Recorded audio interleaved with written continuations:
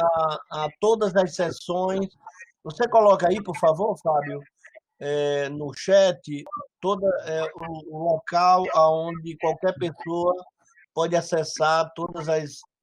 Acho que essa é a 11ª sessão, né? 12ª. 12ª. Bom, muito bem, pessoal. Bom dia a todos. Nós estamos hoje concluindo, né, o nosso segundo ciclo de Humanidades Médicas, Humanidades em Saúde. A gente tem trabalhado esse tema com uma palavra de ordem, né, que é educando a sensibilidade dos profissionais de saúde. Esse tema vem, de algum modo, para dar um equilíbrio, né, a um desequilíbrio constatado em todas as escolas dos profissionais de saúde entre não propriamente o excesso, mas a dimensão da formação técnico-científica em relação à formação ético-relacional humanística. Esse desbalanço, né, tem produzido profissionais que tanto têm descuidado de determinadas habilidades na relação com os pacientes, como também na relação consigo próprios, né? Vários estudos têm demonstrado que médicos que se interessam pelas humanidades médicas, pelas habilidades de comunicação, são médicos que mais resistem às frustrações e menos propensos ao burnout.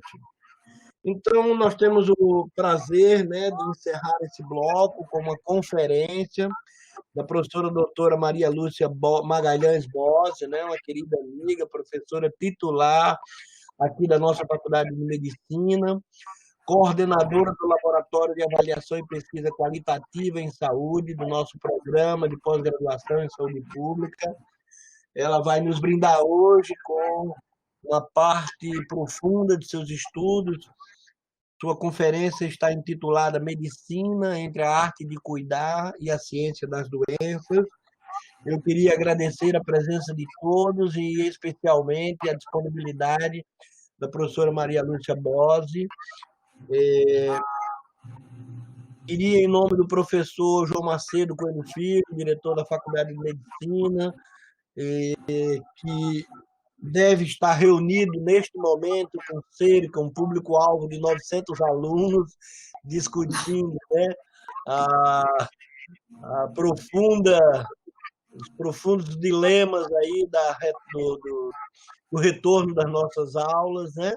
Mas queria agradecer também a professora, doutora Fernanda Coutinho, que é também, junto comigo, Álvaro Madeiro, e com o professor João Macedo, curadores, digamos assim, dessa sessão. Queríamos agradecer novamente a todos os presentes, né, nessa sessão virtual, e então passar a palavra à professora Maria Lúcia Bossi para fazer sua exposição. Bom dia a todos e todas. Eu queria primeiramente agradecer o privilégio de poder estar nesse espaço e contribuir para o projeto Humanidades Médicas, que responde a uma urgência na formação em saúde e na medicina em especial. Quero agradecer a presença de todos vocês, todas vocês, a essa altura, né, com a quantidade de lives que a gente já assistiu, né, é muito bom poder dispor ainda, né, dessa audiência, que infelizmente não é presencial, nós não vamos ter a atmosfera sagrada do auditório presencial, mas a presença de vocês tem o mesmo peso emocional para mim, né?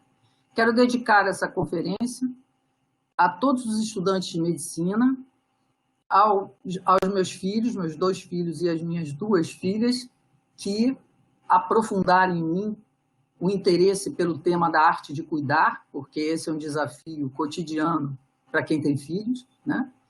E quero dedicar especialmente àqueles médicos que, apesar do jugo da ciência das doenças, ainda conseguem exercitar, mesmo em condições extremas, a arte de cuidar. Bom, e começo com um pouco de arte.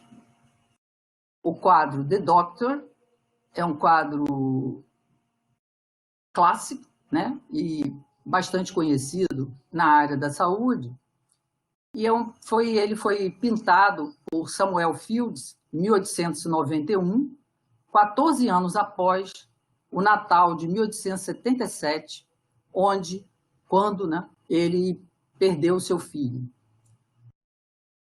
Esse quadro ele tem uma importância biográfica para mim, porque eu não tive ainda a possibilidade de ver o original que está na Tate Gallery, em Londres, mas a primeira reprodução que vi dessa obra foi no decanato do Centro de Ciências da Saúde da UFRJ. Eu tinha, à época, uns 19, 20 anos.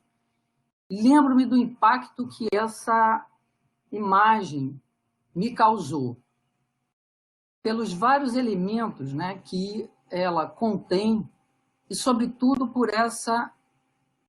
Depois que eu li, né, que o título era The Doctor, né, essa fisionomia do médico do quadro, né, que está aí no quadro.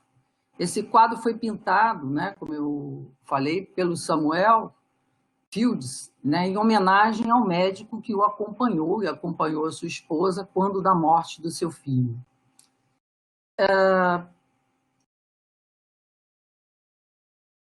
Ao longo dos anos, eu fui observando que essa imagem não havia impactado somente a mim.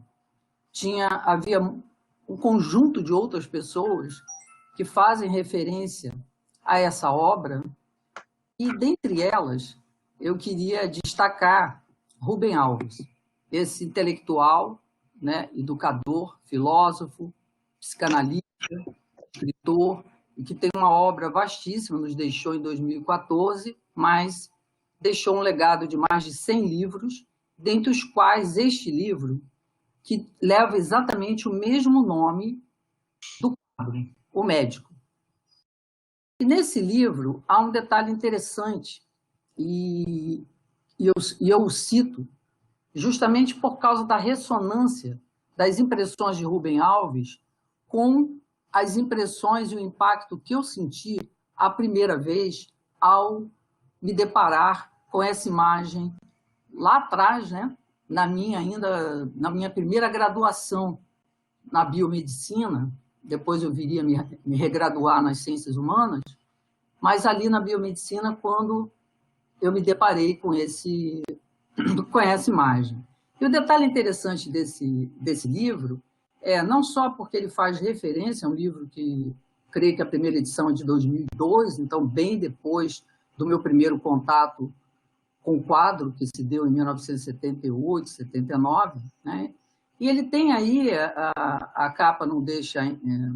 o slide não é muito, digamos, fiel, né, à capa física, mas o que a gente está vendo aí é um orifício através do qual o Rubem Alves faz como que um zoom, né, no rosto do médico. Então, depois, na contracapa, a gente tem o quadro inteiro, mas nesse círculo que vocês viram na capa, aparece como que ele tivesse um zoom sobre essa imagem, sobre essa fisionomia, né, do médico cansado, né? E a gente vê que o médico medita, não se sabe sobre...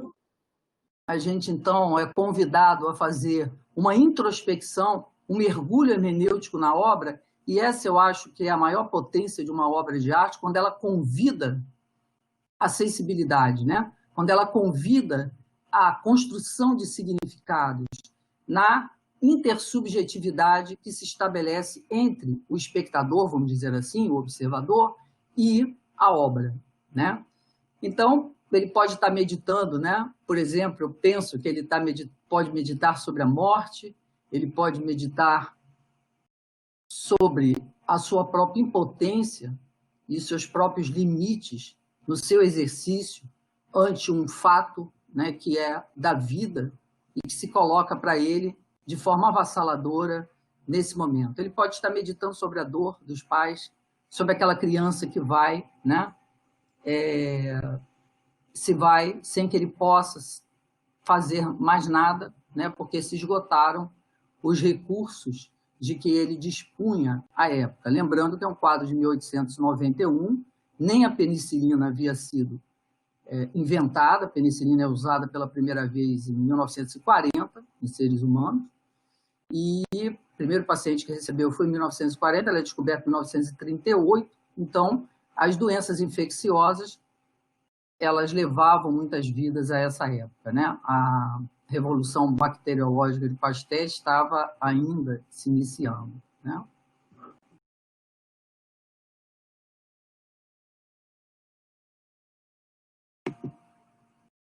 Voltando ao quadro, né, a gente vê outros elementos pictóricos muito interessantes, que é, como eu digo a vocês, à primeira vista, quando eu olhei, antes de ler o nome do quadro, eu não identifiquei de imediato, porque a gente tem esse problema de dificuldade, né, de estranhar o familiar, não identifiquei de imediato que ali havia um médico, né? Poderia ser um tio, um padrinho, um amigo, né? Depois, aos poucos, você vai vendo a riqueza desse quadro e vai observando, né, a claridade entrando pela janela, sugerindo que o médico passara toda noite com a família. Essa atitude meditativa, respeitosa, de companhia, amiga, a mãe desesperada, já, né, sendo informada, talvez, que nada mais havia a ser feito, mas o médico permanece ao lado da família, ao lado da criança, naquele momento, e eu acho que essa é a parte mais evocativa para mim desse quadro, né? Minha filha comentou que é interessante, a Isabela comentou que é interessante que a escolha desse quadro do pintor tenha sido, por um momento, vamos dizer assim, de fracasso médico, né? Ele escolher, né, pintar o que seria um fracasso médico, mas aí se observa que falhara a ciência das doenças, mas não a arte de cuidar, o que relativiza, né, essa interpretação de que seria mesmo um fracasso, né? E aí eu tiro um trecho que não é do Rubem Alves, mas bem reproduz o que ele está colocando nesse livro, é de um comentador dessa obra em um dos sites que eu visitei de busca da fotografia, né? E ele diz que os médicos de antigamente era assim, eles visitavam os pacientes, né, e compareciam aos enterros. Se por acaso a criança morria, o paciente morria, ele era uma presença certa no enterro. Então ele era um só tempo, cientista, um xamã e um amigo. E aí há uma afirmação, que eu acrescento hoje, né? Ela fala, mas os tempos são outros. Bom, se os tempos são outros, me ocorreu perguntar, o que foi perdido na medicina? Como se perdeu? Por que se perdeu? E quando emerge esse modelo atual, esse modelo do jaleco estetoscópio, né, esse modelo da medicina científica? Então, é para perguntar, vocês percebem que eu tomo certa distância das conferências anteriores, onde a gente teve muita literatura aqui, cinema, falamos sobre arte, falamos sobre educação, mas eu estou me permitindo uma posição um pouco mais analítica na tentativa de conversar com vocês sobre levar a vocês uma certa análise pessoal sobre esse estado de coisas, talvez, né, no afã de, após 30 anos, mais que isso até, né, 40 como professor e 35 anos em faculdades de medicina, desde o curso da UFRJ, né, e mais recentemente aqui na UFC, onde tenho o privilégio de compartilhar esse espaço das humanidades com meu amigo Álvaro, né, e outros que tentam essa reconstrução, né? Então, depois desse tempo, a gente vai acumulando algumas reflexões para entender, buscar algumas respostas para essas perguntas que eu vou colocar aí. E para respondê-las, eu vou ter que percorrer, sair um pouquinho, né, do campo da literatura e das artes e percorrer certa interdisciplinaridade, alguns campos da ciência moderna, quais sejam a história, a antropologia, a sociologia, a psicologia, a filosofia, que não é nem tanto ciência assim, né? Está mais dentro do bloco das nossas humanidades, para poder tentar desenvolver aqui uma análise do que eu acho, né, que vem ocorrendo e talvez nos ajude a entender esse desbalanço ao qual o Álvaro fez alusão logo no início dessa conferência. Então, se a gente vai, eu vou falar um pouquinho de história muito rapidamente, o tempo é muito curto.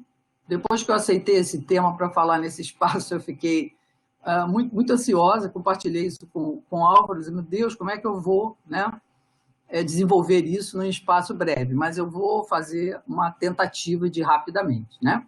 Então, vou pedir desculpas se na audiência estiverem nossos colegas historiadores, os historiadores, eu sei, e com eles concordam, que eles não gostam muito dessas periodizações, e estão certos, porque na história você usar periodizações é desconsiderar as continuidades. Então, a gente não tem época, bom, né? E automaticamente outra coisa, como for uma ruptura.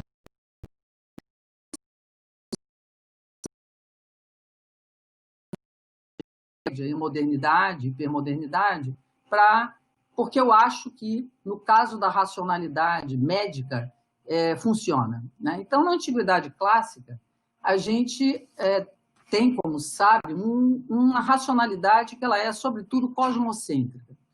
O que significa isso? O ser humano está misturado com o cosmos. As explicações são cosmológicas. E o predomínio na medicina é de uma visão mágico-religiosa, onde as doenças, as enfermidades, melhor dizendo, eram castigo, maldição, né, feitiçaria.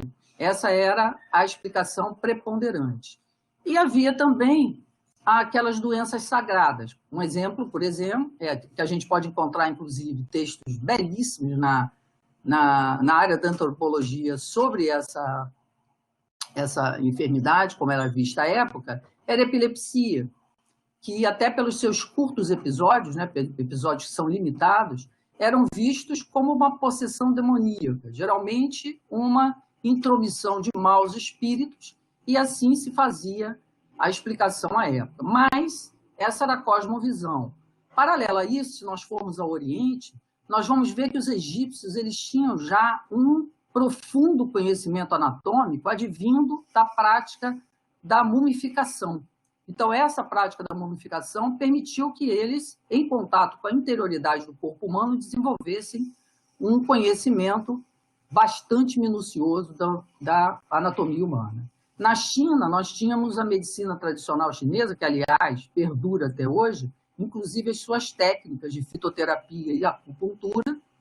E tem, né, eu tive a oportunidade, uma vez, de fazer um breve curso no Instituto de Medicina Tradicional Chinesa no Rio de Janeiro, que funciona ali em Botafogo, e impressiona, né, a complexidade e o detalhamento da fisiologia nessa medicina. Né, eles trabalham com o conceito vitalista de energia, né, não trabalham com o corpo morto, mas com a energia e com o corpo energético em, né, conexão com o corpo físico, onde então aparece aquela ideia de meridianos, de acupontos, etc.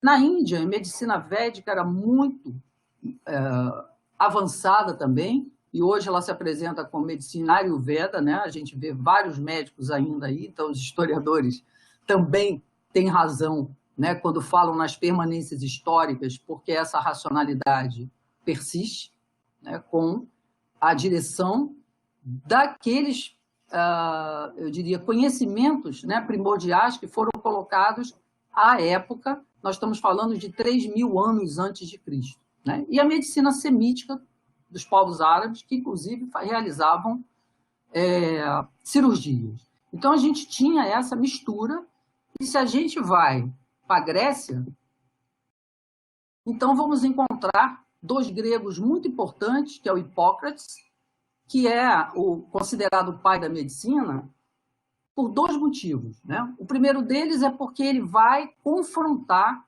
essa visão mágico-religiosa e é, digamos assim, o pioneiro, né, na constituição do que viria a ser uma medicina científica.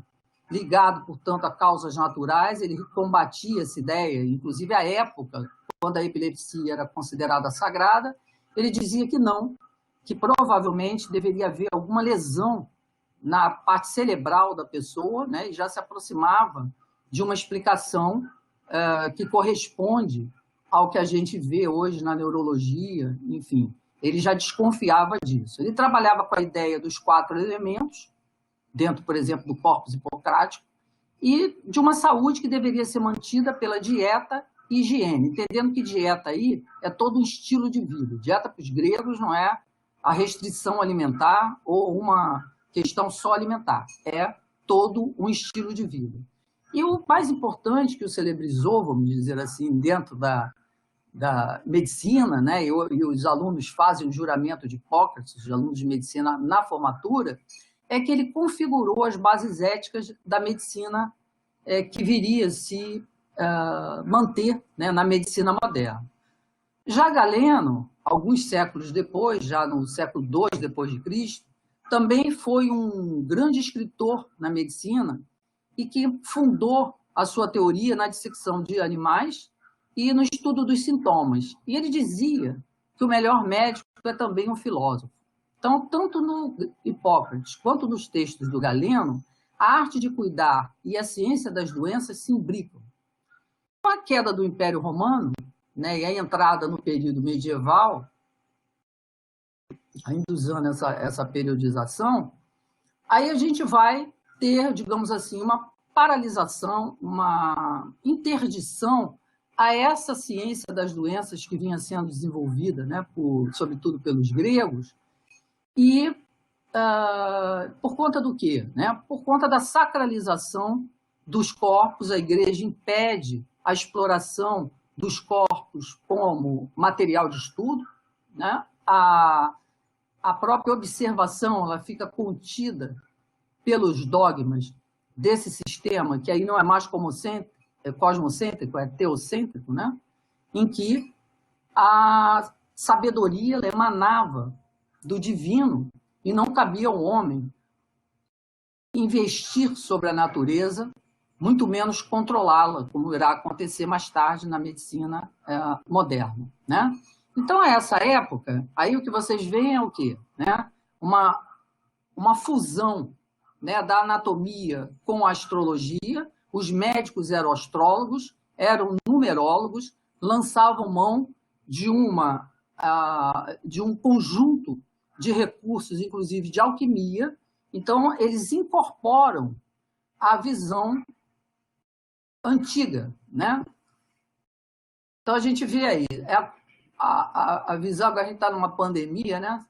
Em meio dela, e a gente vê aí na peste, né, do século XIV, as vestes, né, a máscara, o uso de máscara, a quarentena também era tomada, aí era o vestuário de um médico, de um agente de cura, porque quando eu falo médico, não é um médico diplomado, porque não havia escolas médicas, exceto a escola de Salerno, no século, já aí no início da Baixa Idade Média, né, que desenvolvia estudos bem interessantes na área da saúde, mas não com esse caráter de diplomar médicos, né? Os agentes de cura eram, na maior parte, leigos, eram esses aí que estão listados, eu não vou me deter, apenas falar que os monges eram os únicos que tinham acesso aos textos de Hipócrates e Galeno, que então já haviam sido traduzidos para o latim, e eram basicamente os que atendiam à aristocracia. Os demais, a plebe, né, acorria a eles e se indiferenciavam nessa cura. Então, os conhecimentos da medicina eram muito rudimentares e se misturavam com todo esse conjunto ao qual eu já me referi. Lá ali pelo século XII, as cirurgias são... Havia né, a permissão da igreja para fazer algumas cirurgias, mas só em casos de vida ou morte. Mas no século XII, essas cirurgias elas são proibidas e quem vai assumir isso são os fazendeiros. Né? Nos casos de amputação, eles é que vão fazer, se tornando mais um agente de cura, né? Fazer as cirurgias baseadas no cuidado com os animais. Então, assim era na Idade Medieval.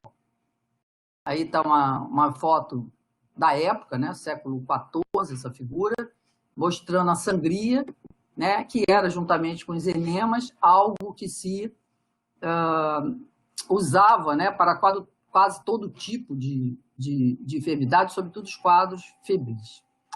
Bom, com o Renascimento, né, e a entrada no período moderno, tudo muda. Né? A modernidade ela vai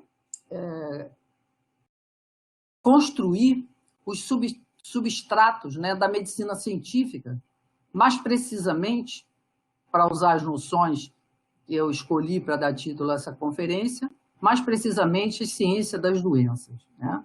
Então, a ciência moderna ela elege o experimentalismo como padrão ouro do método científico, e isso é absolutamente atual. Se você vê as agendas de ciência e tecnologia na área da saúde, o privilégio que é dado aos financiamentos é para os grupos que usam o método experimental ou a epidemiologia descritiva. As ciências humanas e sociais têm uma dificuldade imensa de se instituírem como um saber ante a hegemonia do modelo biomédico, que é fundado em quê? No experimentalismo, né? No empirismo, ou seja, no paradigma positivista. Há na modernidade a desacralização dos corpos, então podemos voltar a experimentar, voltar a explorar o corpo humano, né? Torna-se, então, uma ciência interventora, que ela estuda a natureza para controlá-la, e um aparato tecnológico que não cessa de crescer, né? A gente mostra aí os primeiros, que foi o microscópio e o estetoscópio, o microscópio no século XVII, o estetoscópio no século XIX, né? Harvey faz uma primeira descrição de circulação em 17, e também, né, temos a grande revolução bacteriológica, que é a Revolução Pasteuriana, que vai, então, promover uma quebra de paradigma e apresentar um novo mundo, qual seja o mundo invisível dos micro-organismos, que vai dar à ciência das doenças um impulso extraordinário e um poder idêntico. Então, aí, só para ilustrar, né, o estetoscópio, né, do século XVIII, do século XIX, né, que não tem nada a ver com esse bonitinho, né, que a gente vê no pescoço dos alunos e dos médicos, agora nessa figura da medicina científica. Então, o que eu queria mostrar a vocês é que há um longo percurso. Essa ciência das doenças, ela não é algo que surge, né, e sem levar consigo, inclusive, né, a herança de outros períodos. A gente vê que, por exemplo, a quarentena, né, que é uma medida que não é sinônimo nem de isolamento social nem de distanciamento social, embora na linguagem popular a gente veja que é usada, estamos em quarentena, a quarentena é uma outra coisa, mas ela começa a ser usada na Idade Média, ela se repete nos controles, né? Por exemplo, Foucault descreve isso muito bem no Nascimento da Medicina Social, nesse texto em que ele descreve a urbanização francesa e mostra que os sistemas de quarentena eram usados lá de forma muito parecida com o que a gente está vivendo aqui, só que de forma mais, né, vamos dizer assim, violenta, mais autoritária, mais impositiva, como acontece, por exemplo, no lockdown. Né? Então, basicamente, a gente vê... eu queria mostrar para vocês esses percursos. Para quê? Para não cair na modernidade assim, né? Como se não houvesse nada antes. Então, mas o que acontece que nos interessa diretamente na formação médica?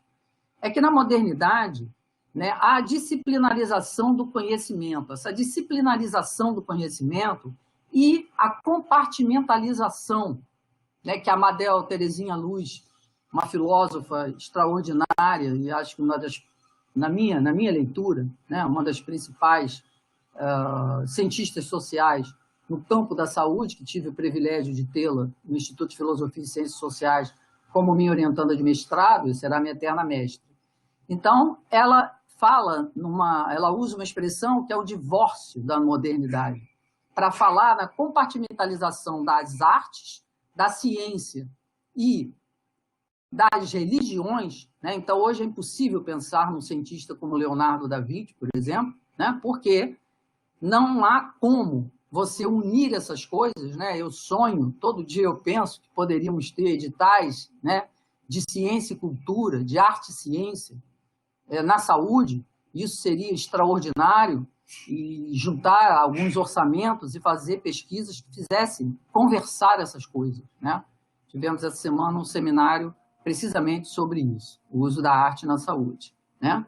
Outro fato que é super importante, que vai nos fazer entender, é a participação dos médicos nas políticas públicas, né? Eu vou lembrar aqui duas figuras: o Oswaldo Cruz, que seria, né, o ministro da Saúde, né, por analogia, hoje, né, e o Carlos Chagas, são seus discípulos. O Oswaldo Cruz, discípulo de Pasteur, foi estudar com Pasteur, e combateram, né, as epidemias da virada do século, de febre amarela, varíola, e se celebrizaram. E não podemos esquecer o desenvolvimento exponencial do complexo médico-industrial, inclusive da investida da indústria farmacêutica sobre a prática médica, um verdadeiro assédio, né, que faz eu diria, uma combinação bastante nefasta para que a gente pense uma medicina mais ampliada, menos medicalizadora e mais humanizada. Bom, e aí a gente chega à criação e expansão dos cursos de medicina, que na virada do século XIX para o século XX, a gente tinha no Brasil 3 escolas médicas, né?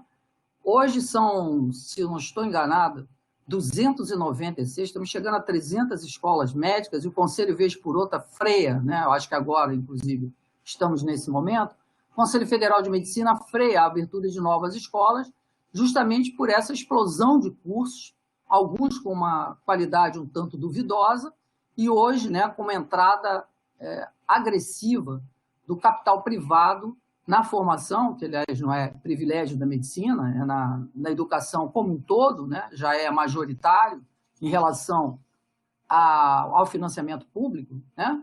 E até aí a gente não tinha ainda, apesar de ter essas escolas, a gente sabe que D. João VI trouxe a primeira escola, que era a Universidade do Brasil, atual UFRJ, né, que comemorou com uma festa belíssima seus 200 anos há mais de uma década atrás, né? Mas o diplomar da medicina, essa certificação não era feita, né, preponderantemente ainda por escolas médicas, devido à pouca quantidade que existia, né? Mas isso mudou radicalmente com a chegada do relatório Flexner, em 1910. Flexner é um educador norte-americano que faz um documento que ficou muito conhecido, todo mundo da medicina conhece o relatório Flexner, cuja finalidade era organizar o que era disperso, organizar um currículo de medicina, de modo a dar uma certa ordem, né, à educação médica. E esse relatório, como vocês veem aí nessa frase pequenininha que coloquei, né, ele acentua que o estudo da medicina ele deve ser centrado na doença e de forma individual e concreta, no hospital. Isso é uma frase do relatório, textual, uma transição literal. Então, isso aí já fala, né, de como no nascedouro da organização do ensino médico moderno, da ciência aí já, né, e presente da ciência moderna, dessa medicina científica, a concepção do ensino da medicina era uma concepção focada na doença. e focada no individual, né? Foucault vai dizer que a medicina é eminentemente social, no nascimento da medicina social, mas aí a gente vê como é que ela vai se focalizando numa clínica individual, biológica e medicalizadora. Bom, aí eu queria rapidamente, meu tempo, meu Deus, já está... Não sei, Álvaro, o que é que eu vou fazer, mas enfim. Rapidamente mostrar uma questão que é importante, eu não vou poder... Isso seria uma outra fala, né? Que é a questão da sociologia das profissões, que é um ramo da sociologia do trabalho, que nos ajuda a decifrar as estratégias da corporação médica. Aí não vai um ataque a nenhum médico individualmente, mas eu estou dizendo o médico como um ator coletivo, a medicina como uma instituição, né, com a sua defesa de mercado. A sociologia das profissões ela fala que o poder médico ele se assenta na autonomia técnica. A autonomia técnica é um conceito da sociologia das profissões que fala sobre esse poder saber, é o poder que uma corporação tem de ela, e somente ela, controlar o seu saber e o seu fazer técnico. Isso é claríssimo e arquetípico na medicina, né? E a partir desse conjunto de conhecimentos se faz, né, pelo monopólio de saberes, e que a gente vê, eu fiz aqui uma representação gráfica disso, para mostrar a eficiência da medicina nessa disputa de território, né, nessa hiperespecialização que vai se fazendo, e a gente vê que para cada profissão da saúde, e aí se estabelece uma hierarquia paraprofissional, vai se construindo uma especialidade médica. Então, o fisioterapeuta tem que lutar com o fisiatra pelo mercado, né? A nutrição com a nutrologia, a psicologia com a psiquiatria. Então, a exceção da medicina veterinária, que vejam bem, é medicina, e da odontologia, que por causa dos cirurgiões lá, barbeiros, todo mundo conversa comprida, que não vai dar para falar agora, conseguiu, né, pegar essa parte da oral, né, como sendo sua e construir um currículo com saber que é exclusivo em relação à base cognitiva médica. Então, esses dois, não por acaso, são considerados profissões sociologicamente falando. Todas as demais que vocês veem aí, em termos da sociologia das profissões, correspondem a um conceito de semiprofissão, aquela que é útil sem substituir a mão de obra médica, né? Essa é a definição. Então, a gente vê ainda, né, a incorporação da Ayurveda, da acupuntura e de outras práticas que nos anos de 1970 e 80 eram chamadas charlatanismo, mas à medida em que se abre um mercado para essas práticas, a medicina engloba, incorpora e, por vezes, de forma exclusiva, né? Só pode fazer aquela técnica que vem lá dos 3.000 anos atrás, como eu falei, né, se tiver um diploma médico. Bom, então a gente assiste ao boom das especialidades, que vem crescendo. No site do Conselho Federal de Medicina são 60 residências, e uma hiperespecialização, que é uma categoria, hiperespecialização aqui, de super, né, fragmentar e especializar.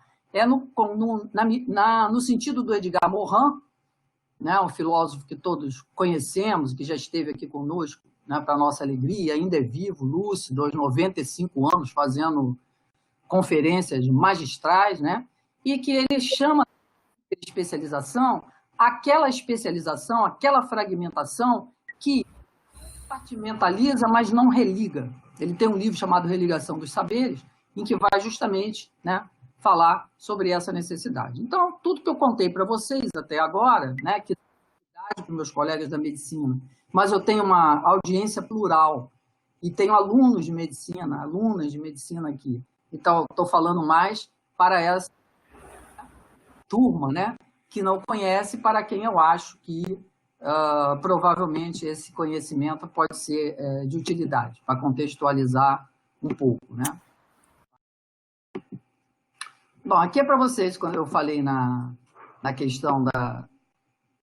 Enquanto eu preparava essa conferência, na semana passada eu me deparei com isso, né, e soube que um robô aprendeu a dar ponto cirúrgico, e alguns médicos estão comemorando isso, porque vão poder delegar, né?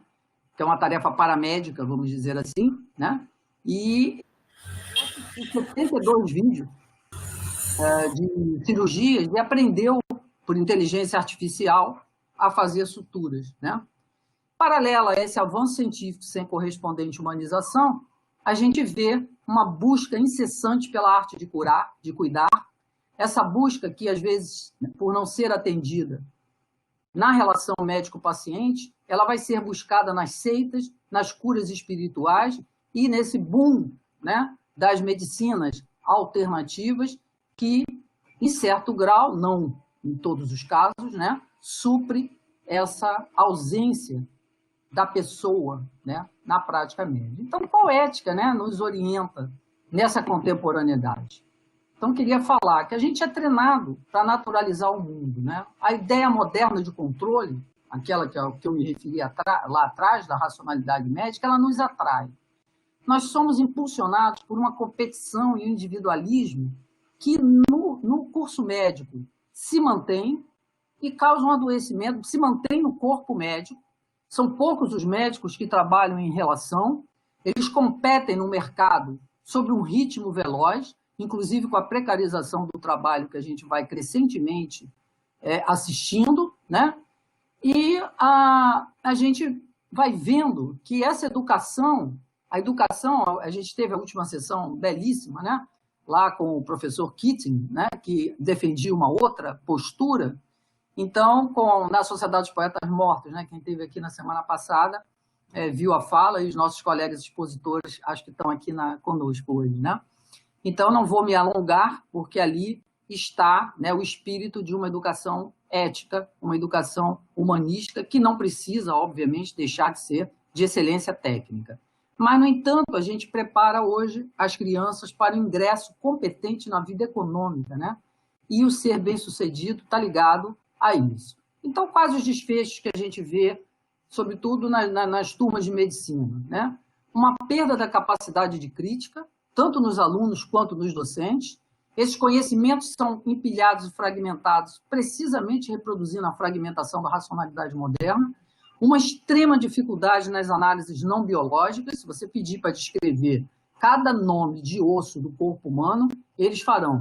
São alunos aplicados. Faltarão também a qualquer aula que vai discutir humanidade, se no dia seguinte houver uma aula de fisiologia, uma prova de fisiologia ou anatomia, né? E vão cristalizando preconceitos. E a gente pergunta quais são os valores que nos ajudam, uma vez que o aluno, ao entrar na medicina, ele sabe matemática, ele passou com um score altíssimo em matemática, em física, em química, etc., né? Mas que valores são passados nos ciclos pré-universitários? E a gente vê que quase nada se aporta, né, ao olhar humano. Você pergunta a um aluno da medicina, uma turma de 90 alunos de medicina, né? Quantos livros ele leu no último ano? Aí um aluninho lá tímido levanta o dedo e falou: eu li um livro, professor. Claro, não valendo os compêndios de anatomia, né, nem os de fisiologia, porque é raro o incentivo à leitura. Eu acredito que também nos próprios professores isso vai acontecendo. Então, essa negação da subjetividade como objeto, porque no modelo biomédico o homem é um ente anátomo-clínico. Ele não tem sentimento, não tem simbolização. E pergunto a vocês, o que importa nesse currículo? A fisiologia ou a filosofia? Se houver filosofia, ok, né? Mas sem fisiologia você não forma um médico. Então, aí você vai vendo como é que vai se instituindo a hegemonia dos saberes e o modelo que a gente vai encontrando hoje, um modelo esse que traz um monte de problemas, inclusive para a construção do Sistema Único de Saúde. Então, no site do Conselho está lá, né, que confortar a mais nobre missão do médico. Mas em sua regulação do ensino, contudo, né, das 55 disciplinas, eu tive o cuidado de fazer essa pesquisa, porque tinha uma reforma feita recentemente, das 55 disciplinas ofertadas aos alunos de medicina até a entrada no internato, ou seja, nos 8 primeiros semestres, 50 se referem à ciência das doenças. E essas 5 que eu estou dizendo que escapam a isso, apenas parcialmente tratam do que a gente está chamando humanidades no escopo desse seminário, desses seminários que a gente está vendo, né? Falam de temas, tema disciplina de ética, que aí eu acho que aprofunda um pouco mais, e as outras 4 tocam na questão da relação médico-paciente, mas se vocês olharem como a relação médico-paciente é discutida para um aluno de medicina, é algo que beira o cômico, eu diria, para não dizer o absurdo, né?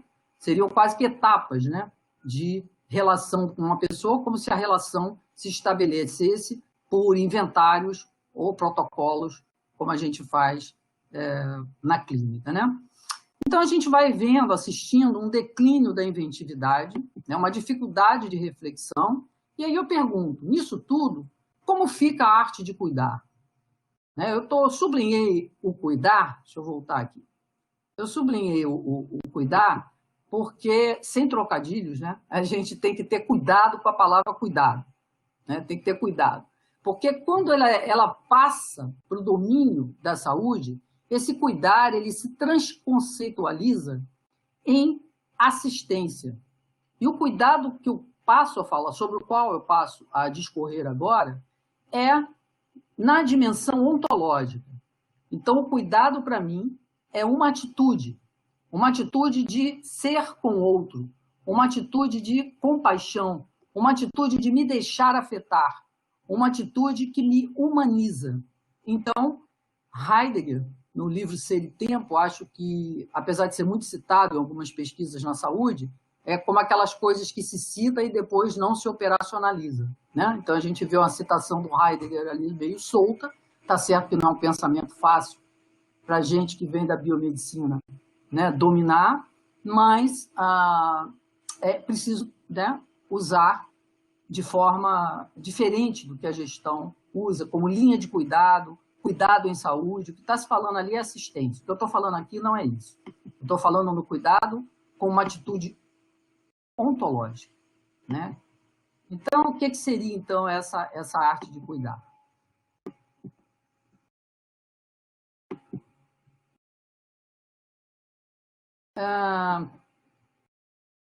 Eu queria passar um antes. Bom, eu coloquei aí algumas dimensões, né?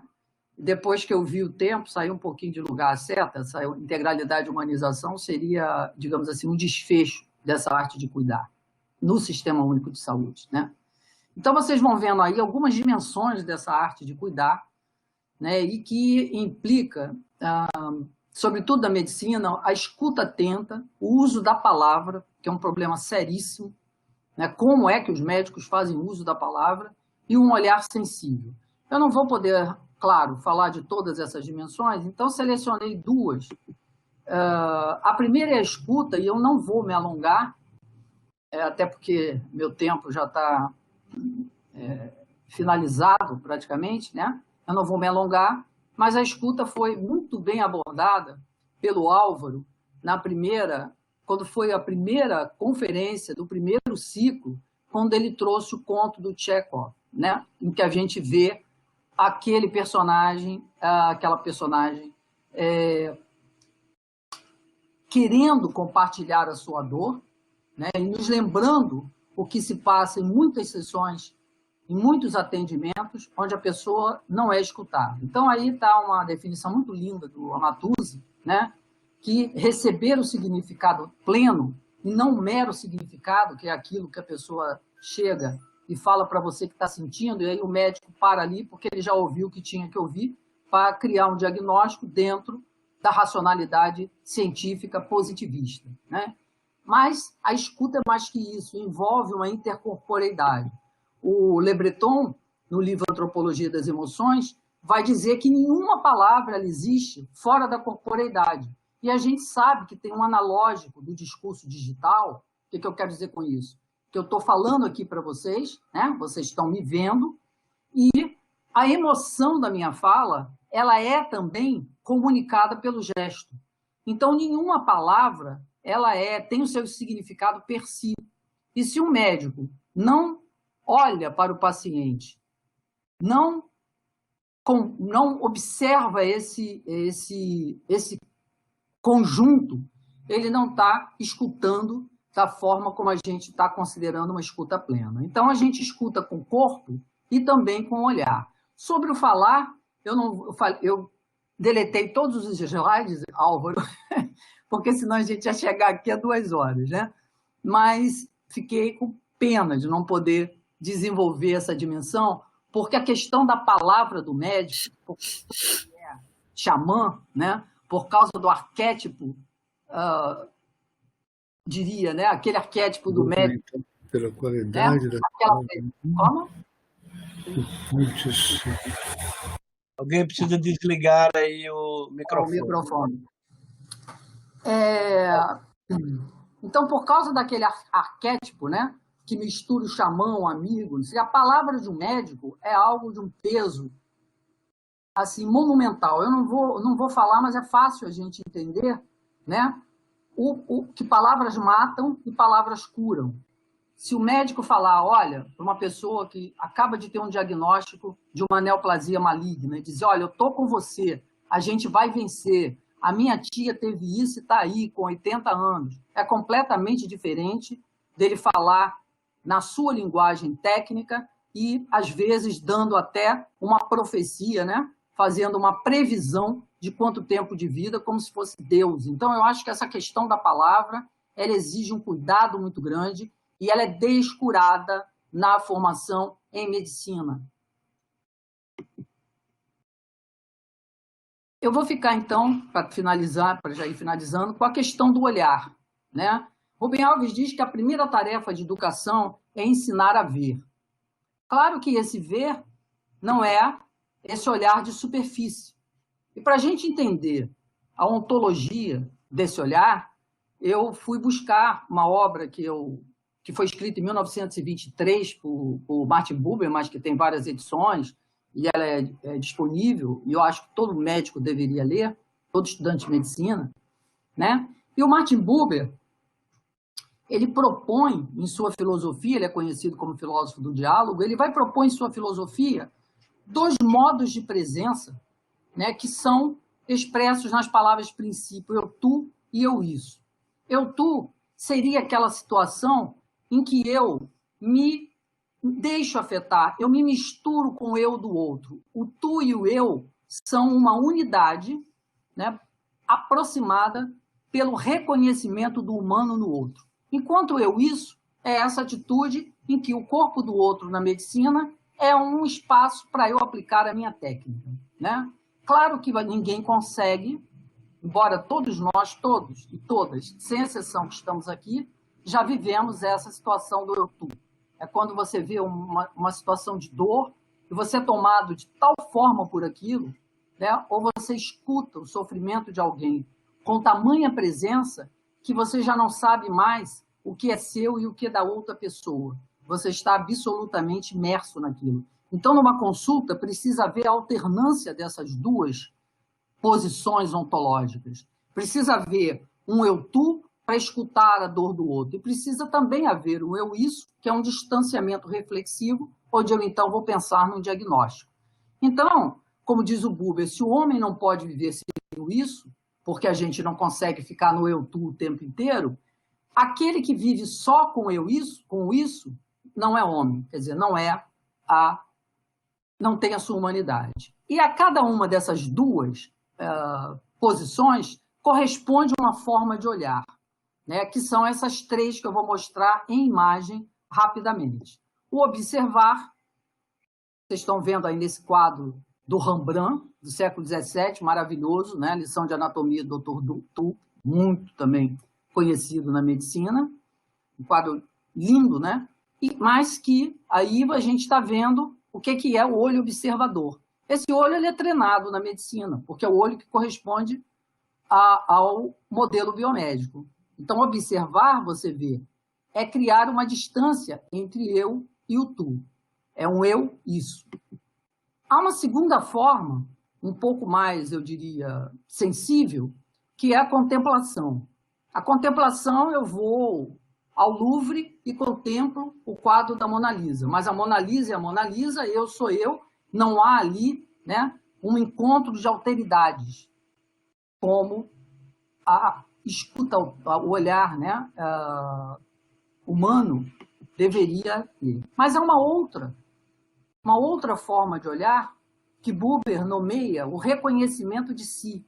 ali já não há mais diferença entre o eu e o outro. A minha humanidade está na humanidade do outro, né?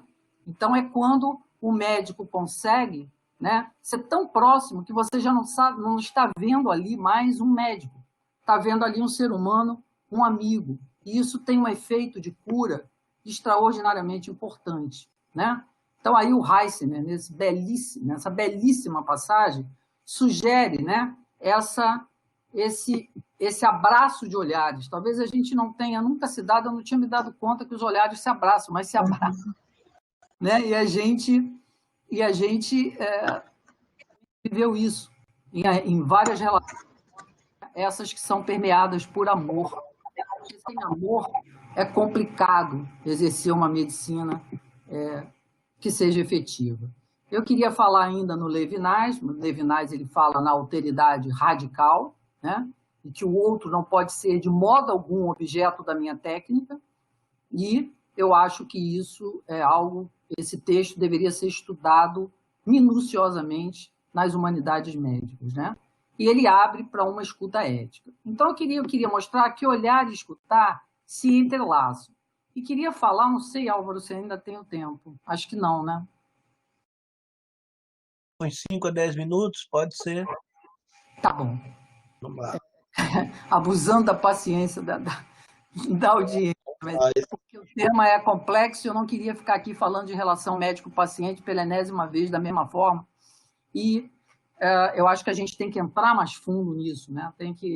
Então, aí eu vou trazer as contribuições do Byung-Chul Han, que é não sei se a gente coloca como sociólogo, um filósofo, né? Mas ele tem um livro que chama Salvação do Belo, que foi lançado em 2019, em que ele coloca a estética do liso, né? E ele coloca, eu estou colocando isso porque nos ajuda a entender esse olhar contemporâneo, né? Ele diz que o belo nos dias de hoje é o liso. O liso é a marca do presente, né? Esse liso está presente no touchscreen, na arte, né? No Photoshop, fazendo com que a gente, ao olhar, tenha um consumo imediato, que é esse wow, né? Esse wow e o like, né? E ele diz que essa arte do liso, ela anestesia, porque ela não convida a uma interioridade, uma vez que ela padroniza. Então, eu trouxe para vocês aqui, né, o Balloon Dog, que é uma das obras de arte dele. Ele tem 4 metros, ele se resume a isso, né? Você olha e você consome. Que interioridade você vai desenvolver, ou qual é o convite a uma hermenêutica que essa obra traz? E esse é o Balloon Rabbit, né? A mais cara obra de pintor vivo. Foi leiloado por 95 milhões de dólares no ano passado pela Christie's, o leiloeiro, né? Um dos leiloeiros mais famosos. Ele é um pintor nova-iorquino da minha idade, e ele diz que a obra dele não demanda nenhum tipo de interpretação. E essa é a obra do liso. Se a gente compara, né, com o quadro com o qual eu abri, né, e levei um tempo fazendo a interpretação, e sobre a qual há várias interpretações, a gente pode entender, né, esse alisamento do belo, né, que não nos interessa agora, né, como nós vamos fazer aqui um tipo de coisa, mas eu tomei a liberdade, aí já não é mais o Han, sou eu, de propor, né, a categoria olhar liso. O olhar liso, quer dizer, quando eu olhei essa arte lisa, eu me perguntei, será que está havendo um alisamento do olhar? Porque eu percebi que as características do belo liso, elas se repetem no olhar hipermoderno, que anula a interpretação, que elimina a interioridade, que ceda a percepção e que suprime esse diálogo genuíno em favor de um diálogo eu-isso. Não é? Deixa eu ver se eu consigo. Travou aqui. Né? Mas, viu, Álvaro? Felizmente, ainda há médicos que poderiam estar dentro da cena do quadro do Fields. Né? Sendo eu uma educadora, assim como o Álvaro, né? Brinco com ele que a gente faz uma série de travessuras na medicina, né? Essa humanidades médicas é uma delas. Mas há outras coisas, né? Então, é claro que eu não terminaria minha fala com uma mensagem pessimista. Todo educador ele precisa, inexoravelmente, ser um entusiasta, né? Um otimista. E nós somos. Apesar de discutirmos coisas difíceis, apesar de lamentarmos, né, essa hegemonia da polaridade de ciências das doenças, uma hegemonia assim, avassaladora, porque poderia ser assim, uma hegemoniazinha, né? Mas não é. É uma hegemonia avassaladora. Eu mostrei aqui, né, numa formação de 8.300 horas, né, você ter 5 disciplinas, mesmo assim, parcialmente ocupadas por humanidades. Você vê que o médico, não é à toa que ali pelo 5º, 6º ano, eles começam como é que eu diria? Eles começam a falta de um melhor termo, a desabar. E nós, né, Álvaro também e outros, acolhemos em nossas salas essa dor, né, dentro desse olhar ético, dentro dessa escuta atenta, né, e estão desabando por quê? Por conta de que eles são negados subjetivamente. Mas eu sou otimista com isso, né, porque quando a gente vê o que eu vou mostrar agora, né, isso também me chegou na semana passada, né, essa conspiração cósmica, quando a gente começa a pensar num artigo, começa a pensar num livro, começa a pensar numa conferência, parece que, né, o cosmos conspira, não querendo voltar à antiguidade clássica, mas o cosmos conspira e faz umas coisas bonitas chegar até a gente, né? E eu vi esse texto, trouxe, porque justamente é um exemplo dentro da Covid, né, da pandemia da Covid, um médico, né, potiguar, aqui nordestino, aqui ao lado nosso, né, que se voluntaria, ele fecha o consultório, se voluntaria para ir para onde? Onde a coisa estava mais pesada, que era Manaus, né, para fazer um trabalho voluntário. Nesse slide, não sei se dá para ver, ele fala: sorrir também é uma forma de cura, né? E o que ele faz, né? Ele leva o violão e toca no hospital. Tem 38 anos, é um geriatra. É interessante dizer que ele fez um estágio durante um tempo com um médico que celebrizou naquele personagem Pat Adams, né? Ele passou um tempinho lá, mas não se sabe se causa ou consequência, né? Acho que ele foi buscar porque tinha isso desenvolvido nele.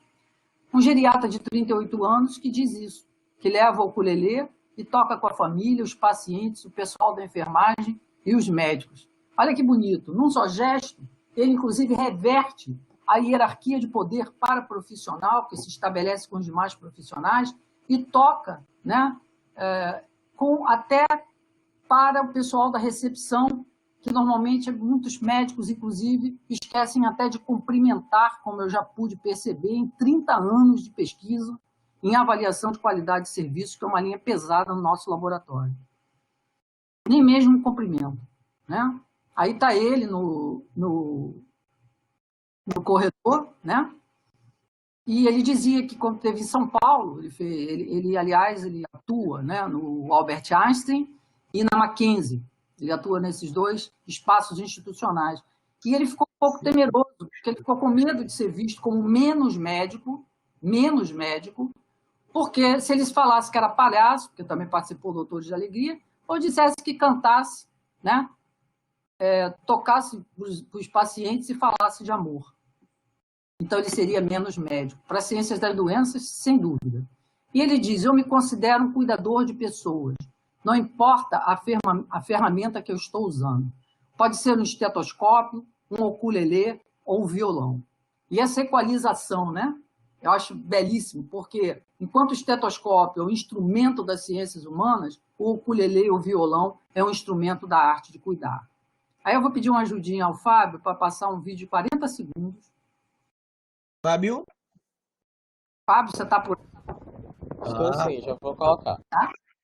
Só colocar um videozinho para a gente finalizar.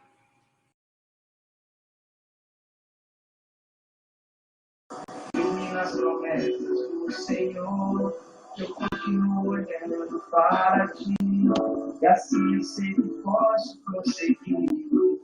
E mesmo quando eu chorar, as minhas lágrimas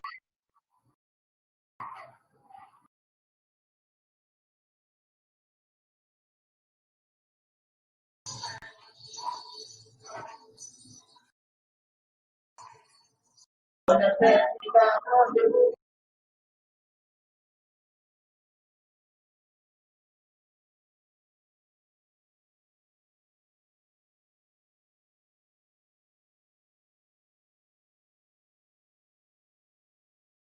Perdi aqui meus slides. Eu não sei se eu posso mostrar o último, Fábio. Sim. Pronto. Então, aí vocês veem, né? Tem muitas coisas que a gente poderia analisar nesse vídeo dele tocando, não só essa que eu salientei, do instrumento que ele usa, dele ser um cuidador, mas a mistura, vamos dizer assim, que ele produz no hospital, com todas as categorias e tocando junto e chegando junto, né? Que bloqueia esse individualismo e essa competitividade, criando a equipe de saúde da família tão, né, procurada pelo Sistema Único de Saúde, que a gente nunca consegue equalizar isso, porque não forma para um trabalho de equipe, forma para um trabalho competidor, adoecedor, e não há cuidado do outro sem um cuidado de si. E enquanto a medicina adoecer nossos alunos, enquanto a medicina adoecer, a sua prática adoecer os médicos, que não são aqueles aos quais eu dediquei essa conferência, que são os que fazem, como esse rapaz, né, da medicina, também uma arte de cuidar, por melhor que seja e deve ser a perícia técnica. E fecho com uma frase do Rubem Alves, né, que é belíssima, em que ele nos lembra que nós amamos os médicos não pelo saber-poder que eles têm, nem tampouco, né, por essa posição distanciada de superioridade, mas pela sua solidariedade, que pelo menos nas pesquisas que eu faço, os depoimentos dos pacientes é de complacência em relação até mesmo aos erros médicos, entendendo-os como pessoas humanas, mas desde que, né, esse fracasso será perdoado se no nosso desamparo percebermos que ele, silenciosamente, permanece e medita junto conosco.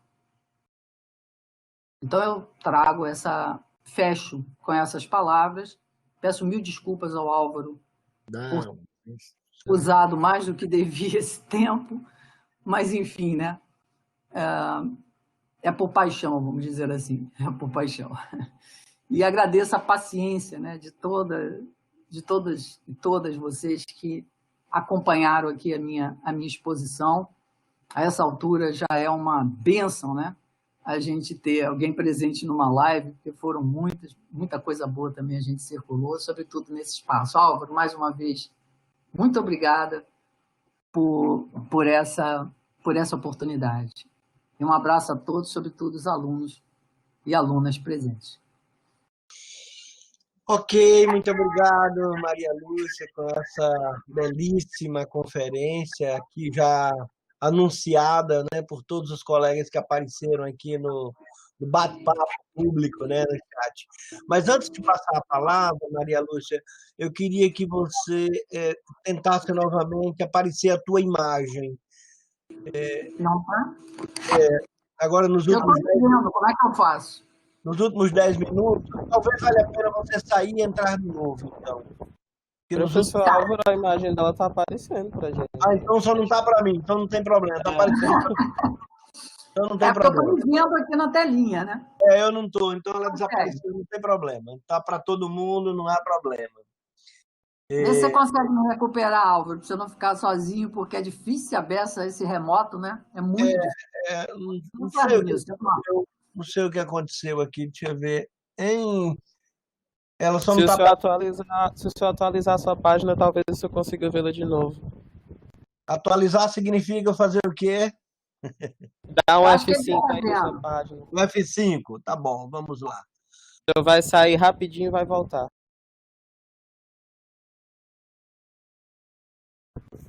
Quem não estiver conseguindo acompanhar a imagem dos dois, é só atualizar a tela, tá? Porque pode ser que a conexão agora de vocês vamos tenha ver se caído. vai dar certo aqui. Acho que vai. Oi, Maria Lúcia. Oi, tá me vendo? Agora total, agora tá maravilhoso. Eu podia, então, Eu podia começar lendo aqui algumas falas, mas as pessoas também podem tanto continuar encaminhando, né, como falar. Eu vou então começar aqui com a fala, acho que começa com a fala da professora Márcia Machado, do mesmo departamento. O momento atual, eu acho que ela está falando, claro, né, nessa nova pandemia que vai se seguir, a pandemia das emoções, do distanciamento, né? Vai nos solicitar muito esse abraço com o olhar, para e com o outro. E ela sugere aí, exercitemos. A Fabiane Pinheiro diz que foi um presente escutar você essa manhã, o professor Milton também, a doutora Maria José de Andrade Souza, que é psicanalista, uma das coordenadoras do GEPFOR, diz Maria Lúcia, como pensar o cuidado daqueles médicos que cuidam? Não seriam eles algo abandonados a seu despreparo? Eu vou ler mais 2 ou 3, porque elas terminam tocando nesse ponto, né? Como pensar o cuidado daqueles médicos que cuidam? Márcia Machado sugere novamente que essas aulas sejam escutadas pelos profissionais, quer dizer, os professores no período probatório, né? Uma sugestão aí para o EIDE e para o projeto Casa.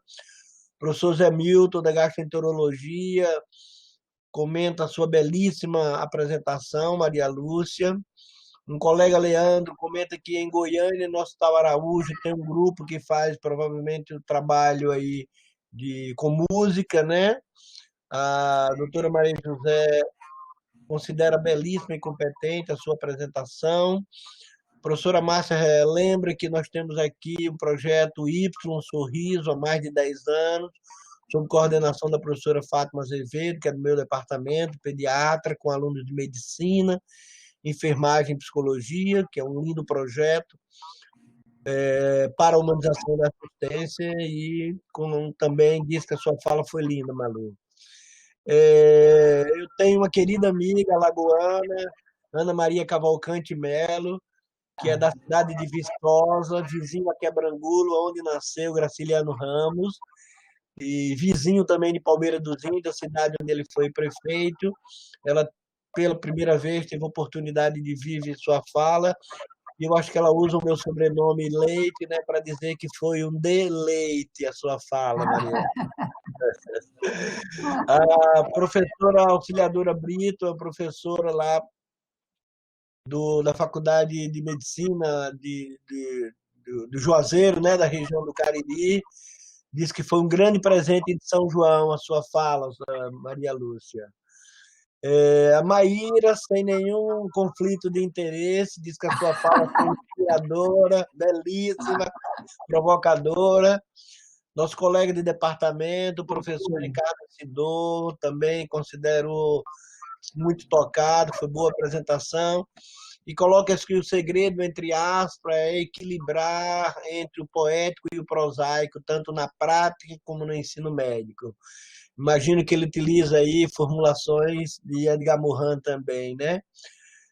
Celso tinha aparecido lá em cima, Isabela, sem nenhum conflito de interesse, diz que foi maravilhosa a conferência, parabéns a todos, especialmente a professora minha mãe, Maria Lúcia, minha mãe ela não disse, quem está dizendo sou eu. Palavras essenciais nesse momento de desgoverno, sem ministro de saúde e sem incentivo da educação. É essencial criarmos espaços como esse. Seja bem-vinda, Isabela, um prazer revê-la. Dona Sônia, secretária do nosso Colégio de Estudos Avançados, considerou muito boa a sua palestra, assim como o nosso secretário do CEA, Alexandre, disse que a apresentação foi rica de sensibilidade e conhecimentos. Eu inverti, viu, Alexandre? Enquanto eu via, me lembrei do filme O Físico, né, e vi que ele está em uma indicação de 17 filmes abordando os desafios do exercício das humanidades médicas, é verdade. O professor Zé Disseu, da Unicamp, que esteve aqui semana passada para debate sobre Sociedade dos Poetas Mortos, também assinala a belíssima apresentação e as muitas reflexões para esse campo que você trouxe. Eu vou concluir, porque faltam mais 2. Thaisa Miranda, maravilhosa palestra, maravilhosa mestra, né? Sempre nos inspirando, me ajudando a refletir sobre a vida, sobre o cuidar e a complexidade de existir. Mariana Miquiles, nossa S12, né? Faltou S11, vai para o S12, faltou um semestre para ter o seu CRM. Grata por compartilhar essa hora e meia com vocês. Seguimos nutrindo nossas humanas. Professor Pedro Soares, como sugestão, poderia ser um módulo longitudinal de humanidades médicas, coisa que o diretor da faculdade, o professor João Macedo, já está propondo uma série de iniciativas e a formação de um grupo nossa na faculdade que pense isso. A auxiliadora está me corrigindo, a FAMED é a Universidade Federal do Cariri, né? Acho que é isso o nome. E o Leandro, professor de História da Federal de Goiás, muito prazer, Leandro. Então, eu passaria a palavra, Maria Lúcia. Nós temos, do ponto de vista de questão, né, aquele questionamento da doutora Maria José, posso colocar ele, eu acho que como pensar o cuidado daqueles médicos que cuidam? Não seriam ele algo abandonados, né, seu despreparo? Então, você poderia começar com essa questão. Temos mais de 15 minutos aí, né, para concluir a nossa sessão de hoje. Não, essa questão da circularidade do cuidado, né, tem um conceito que a gente utiliza, assim, vindo um pouco da visão sistêmica. Então, do cuidar de si para cuidar do outro, né, isso é absolutamente central. Quanto à operacionalização disso, eu teria que apresentar aqui algumas dificuldades, né? Nós temos, eu acho que essa ideia de um módulo transversal que pudesse ir trabalhando as humanidades para e passo com a ciência das doenças, isso me parece muito promissor para o aluno, porque ele vai poder ir se reconhecendo e amadurecendo, porque às vezes esses meninos entram na faculdade com 18 anos incompletos, são alunos que foram, desculpe o termo, adestrados para tirar 820, 830 pontos, que é a pontuação para entrar na medicina da UFC Fortaleza, né, no Enem. Então, é todo, né, um acúmulo e uma pressão que depois se continua no curso, né? Então, eu acho que a gente teria, por exemplo, como é que a gente pode fazer uma aula inaugural na medicina que não seja, né, o dia do jaleco, né? Que não seja uma ode à ciência das doenças, que seja algo que lembre que, por mais que eles sejam médicos, jamais deixarão de ser pessoas, e aí eu vou colocar, um dia serão pacientes. Eu não gosto dessa palavra, mas estou usando aqui no sentido do senso comum, né? Então, serão pacientes. Não tem médico que um dia não será paciente. E quando ele o for, o que acontecerá? Ele gostará de ser cuidado por um médico que unifique a ciência das doenças com a arte de curar, e não como um eu isso. Então, eu acho que essa sensibilidade ela pode ir sendo treinada, porque o cuidar do cuidador é super importante. Você tem razão. E, inclusive, é uma dimensão que ela é negligenciada nas políticas de saúde que falam em humanização. Se você vai no site do HumanizaSUS, por exemplo, você não sabe o que se quer dizer com humanização. É uma palavra vazia. Porque se a gente não faz uma reflexão sobre o que é humanizar, o que é humanizar? É tornar humano? Existe o desumano? Existe o inumano? Enfim, essa falta de demarcação conceitual tem desdobramentos na prática, não é? Então, a questão do cuidar, ela precisa ser um conceito desenvolvido no aluno desde que ele entra. Porque depois, se você faz, sabe qual é a dificuldade? Eu esqueci o nome da pessoa que respondeu, o Álvaro. Maria José, doutora Maria José. Maria José. Então, Maria José, o problema é quantos médicos aceitarão participar dessas rodas de cuidado, quando alguns deles não gostam nem de consulta médica, porque a priori o médico não adoece. Adoecer é uma vergonha para o médico. É uma vergonha. Para alguns médicos, eles têm que ser exatamente, né, eu diria uma fortaleza. Então, a gente terá de, inclusive, construir a cultura do cuidado, para poder colocar em prática isso que você está colocando. Tem pessoas que são abertas, falam dos seus sofrimentos, buscam ajuda especializada para lidar com a dor, isso tanto profissionais quanto alunos. Outros trabalham na contenção, né? E aí dá aqueles problemas que a gente de vez em quando vê, né? Dos relatos de suicídio no curso médico, do uso de remédio controlado a partir do 4º semestre. Aparece lá na minha sala gente que entrou, não sabia nem o que era passiflora, da homeopatia, né?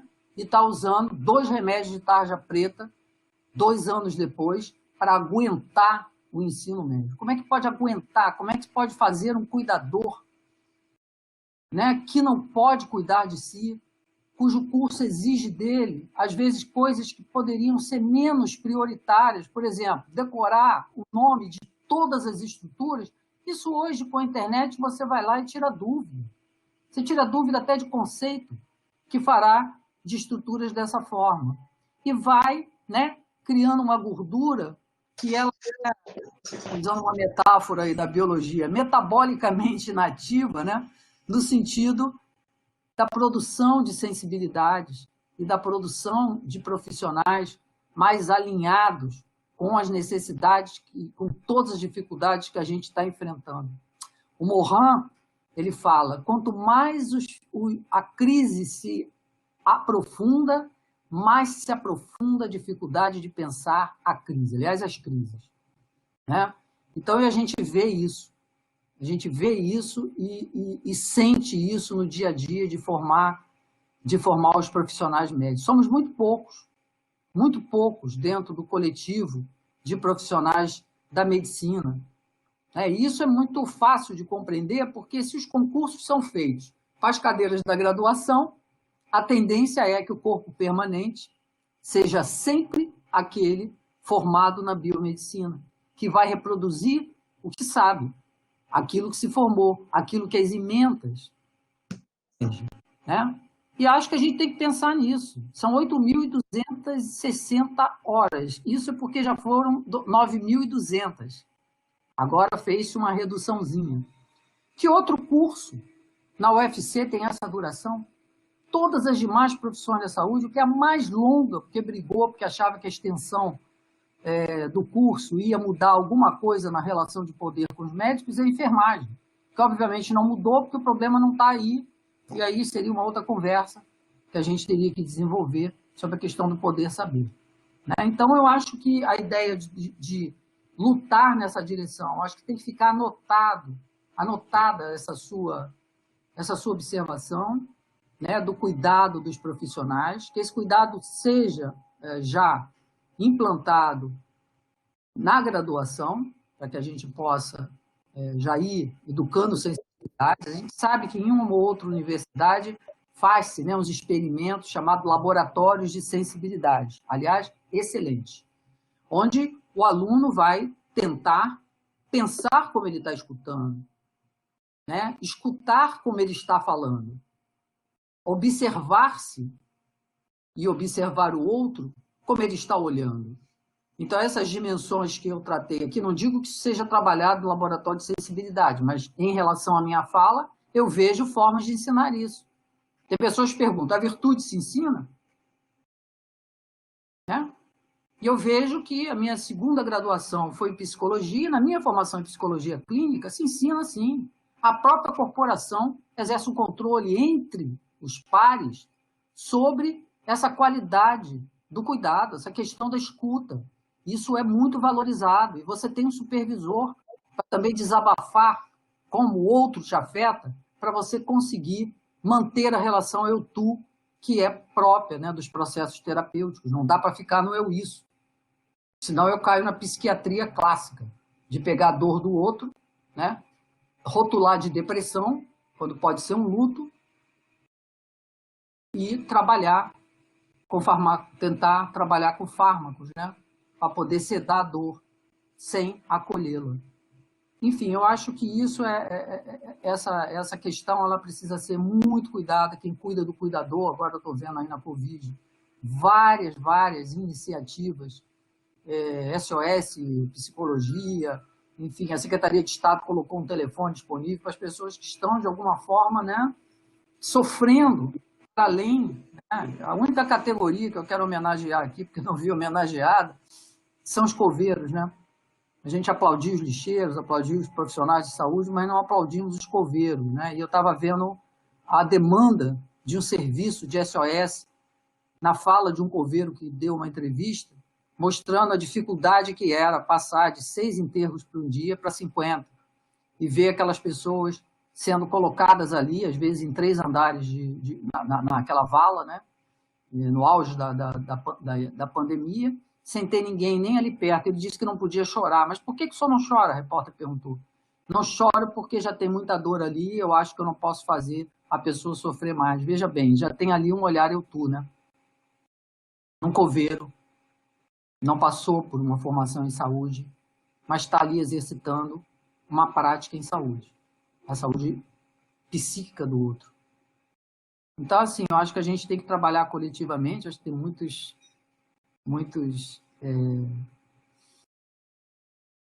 parceiros, né?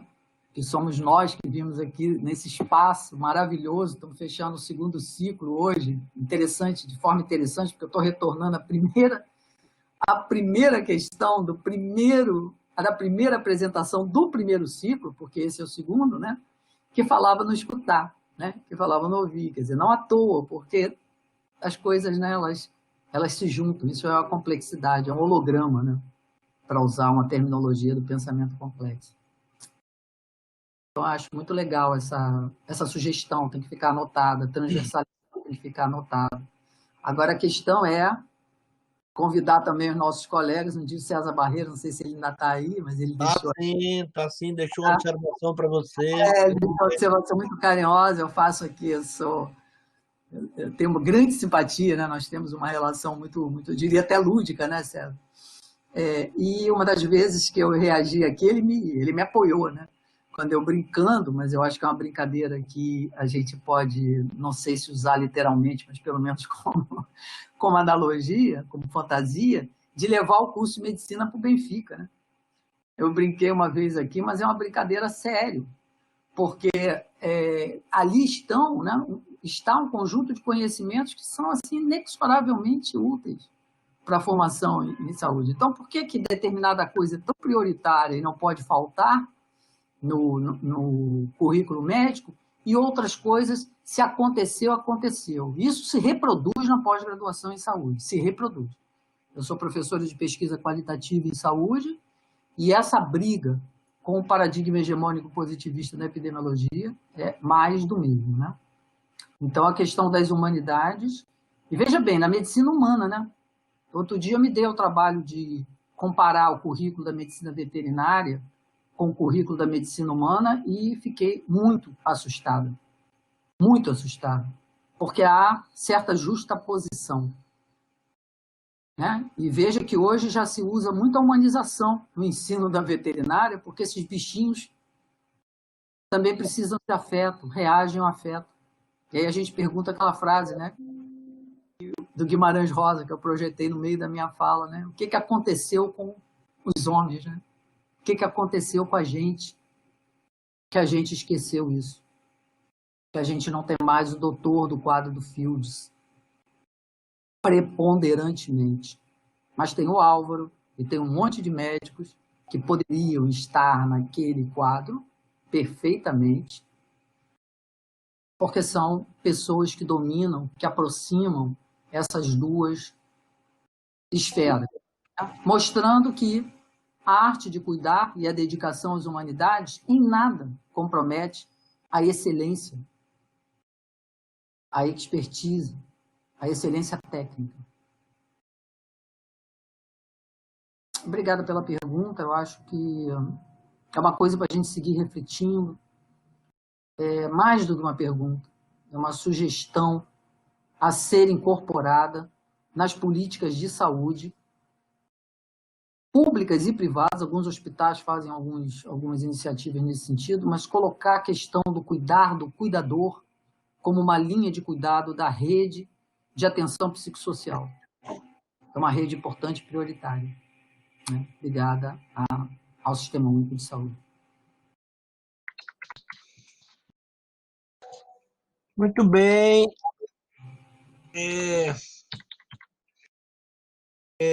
A Isabel Rios, né, junto com a sua orientadora de doutorado, a Lília Bliman, já tinha documentado etnograficamente essa falência das relações intersubjetivas na formação dos alunos de medicina da Universidade de São Paulo.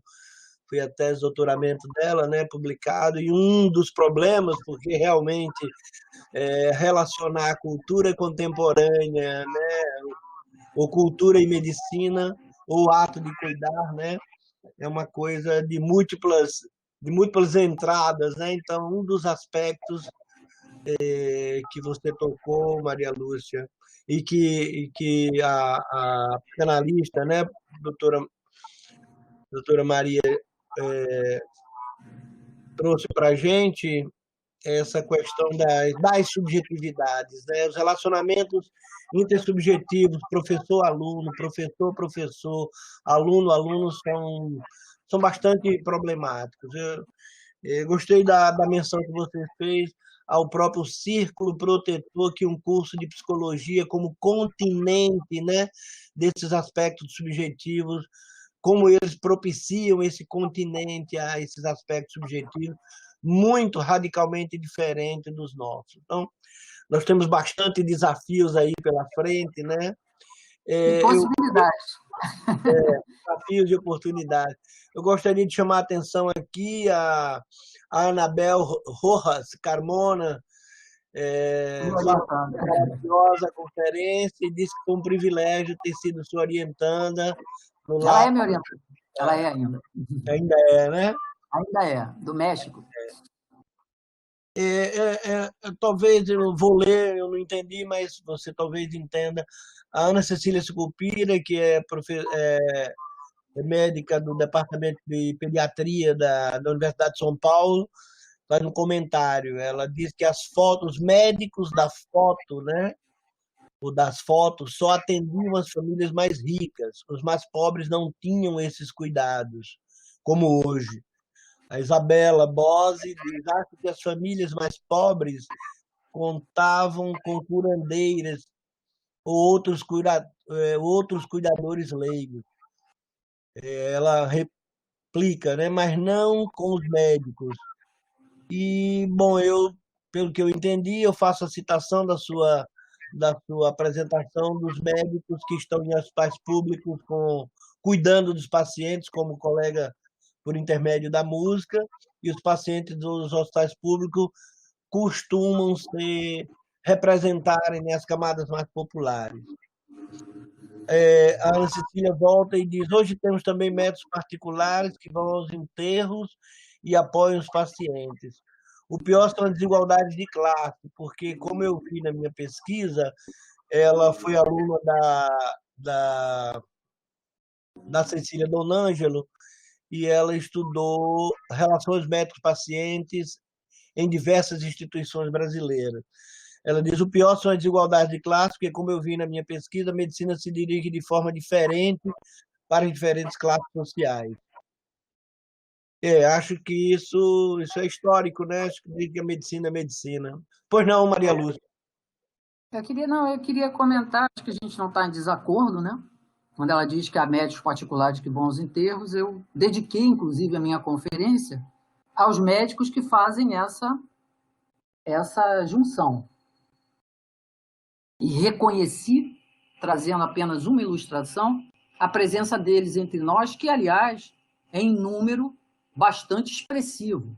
Não é um caso, não é? O que eu estou dizendo é que o que prepondera, e aí não sou eu que estou dizendo, são 30 anos de pesquisa sobre essa relação, com metodologias qualitativas várias, grupos focais, photo voice, entrevistas de hermenêutica profunda, né, que a gente trabalha com hermenêutica crítica, e que me trazem, né, aliás, não sou eu também só falando em nosso grupo, é a literatura internacional, que se vocês visitarem, verão, né, a colega certamente por se interessar pelo tema, conhece, mas talvez nem todos, né, verão essa reiteração eu diria, da insatisfação com esse atendimento médico, né? É claro que é uma questão de classe, é claro que há médicos que vão aos enterros, né? E tem esse cuidado, mas não vamos dizer que isto é preponderante, não é? E também que esses médicos, né, eles são o arquétipo do médico da ciência moderna. Porque isso, né, eu teria que constatar, e eu não constato nas minhas pesquisas em que passo muito tempo dentro das instituições de saúde. Agora mesmo eu estou trabalhando com a atenção em oncologia, e o que a gente vê ali são pessoas dizendo que não poderiam ter ouvido, o que faltou, mas também, claro, dizem o que tiveram, né? O que foi importante. Inclusive, dizer uma frase que eu me recordo bem, quando diz que eu perguntei um momento significativo no itinerário terapêutico, e a paciente, então, me diz, um momento significativo foi quando o médico segurou a minha mão e diz assim, eu acredito na sua cura. Aí eu pensei, se ele acredita, como é que eu não vou acreditar? E aquilo ali, ela falou, foi maravilhoso, porque pela primeira vez era uma pessoa que trabalhava com faxina, era uma pessoa que trabalhava, né, numa empresa de serviços de apoio, né, de limpeza. Então, ela disse, eu nunca tive ninguém por mim. A primeira pessoa que eu vi olhar no meu olho e se preocupar comigo foi aquele médico. Aí eu fui em frente, fiz tudo direitinho, tudo como ele mandou, e me curei. Né? Porque o discurso biomédico vai dizer que não tem cura. Mas nenhum paciente que fica com remissão de doença acha que não se curou. Isso é uma outra questão que ficou lá naquele pedaço que eu cortei da minha conferência, que é a questão do uso da palavra, né? A gente tem que saber como é que usa a palavra, né? Você pode falar para um paciente assim impunemente que ela vai ficar careca, assim, sem mais nem menos, né? Sem entender a violência simbólica que isso pode ter no momento de alta vulnerabilidade. Aí temos que discutir vulnerabilidade, temos que discutir risco do ponto de vista não epidemiológico, mas do ponto de vista da nocividade. Então, são uma série de questões, né, que realmente valem uma formação transversal, né, que eu acho que a gente tem massa crítica na UFC para fazer isso. Agora é uma empreitada, nós temos que dar conta de uma série de coisas, né, e somos pouquíssimos na medicina atualmente, no corpo docente, para levar esse conjunto, né, que seria um conjunto realmente bastante amplo dessa iniciativa. Mas é isso mesmo, né? A gente tem...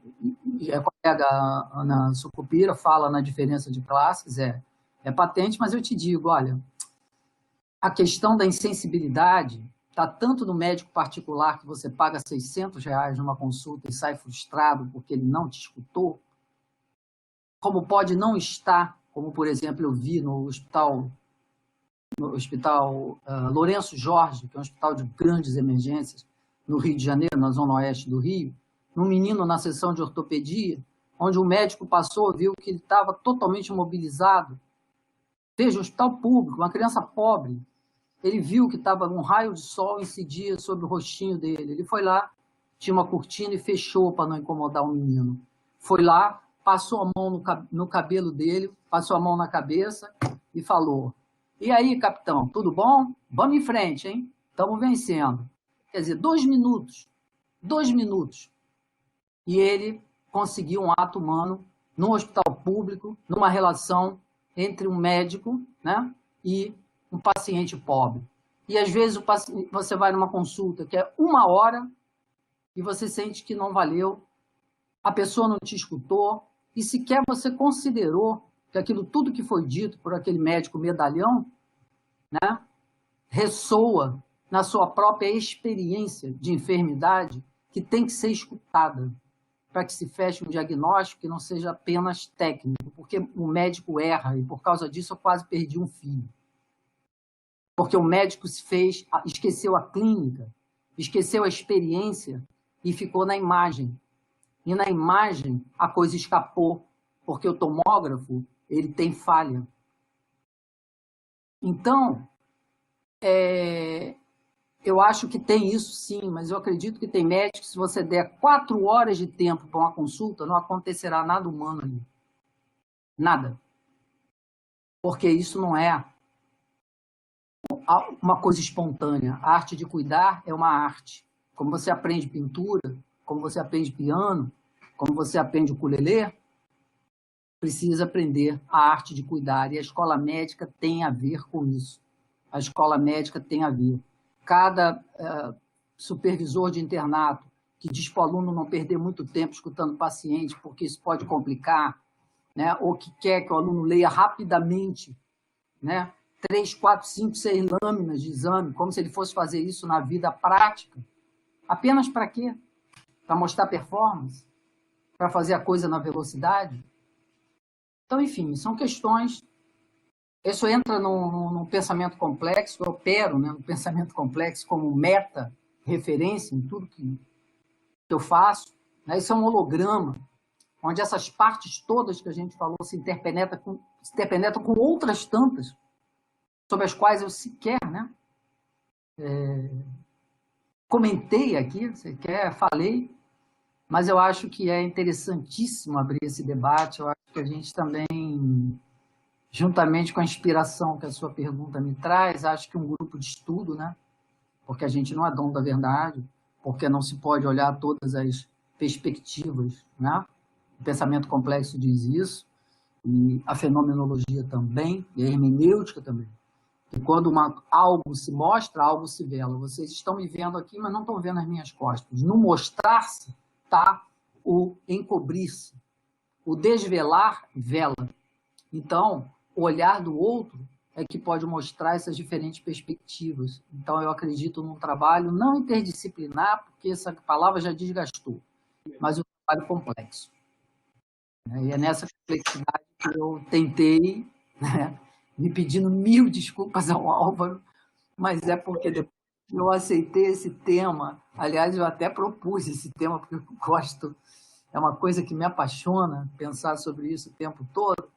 Então, eu pensei, meu Deus, que loucura falar isso, né, nesse tempo, porque a gente pega uns atalhos, dá a entender coisas que, na verdade, não vão na profundidade que o tema ou a dimensão que a gente está tomando exige, né? Eu não tenho aqui as 3h30 de aulas que eu tenho numa turma, né? Então, e nem era o propósito dar uma aula aqui, né? Mas uma conferência tem que ter um pouco de fundamentação, né? Para a gente não banalizar e repetir os livros que falam de relação médico-paciente, que aí também não dá, né? Tá bom? Ok. Maria Lúcia, queria muito te agradecer aí a presença viva da plateia, né, da dimensão da importância da tua fala nessa manhã. Eu aqui cercado de livros, mas tentei encontrar rapidamente alguma coisa para te agradecer aí, para agradecer também a todos os que participaram aqui desse fechamento desse segundo ciclo das humanidades, né? Estamos fechando ele com esse discurso apaixonado e esperançoso que você traz. Eu encontro aqui uma citação do Hölderlin que diz que onde mora o perigo, mora também o que salva, né?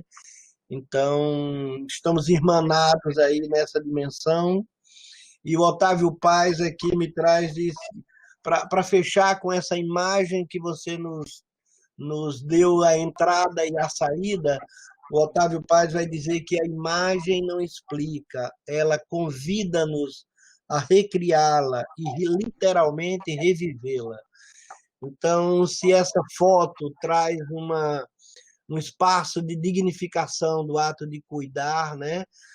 Ninguém certamente descuidaria de ver um ato de solidariedade, de disponibilidade, de olhar, de escuta, né, nessa foto.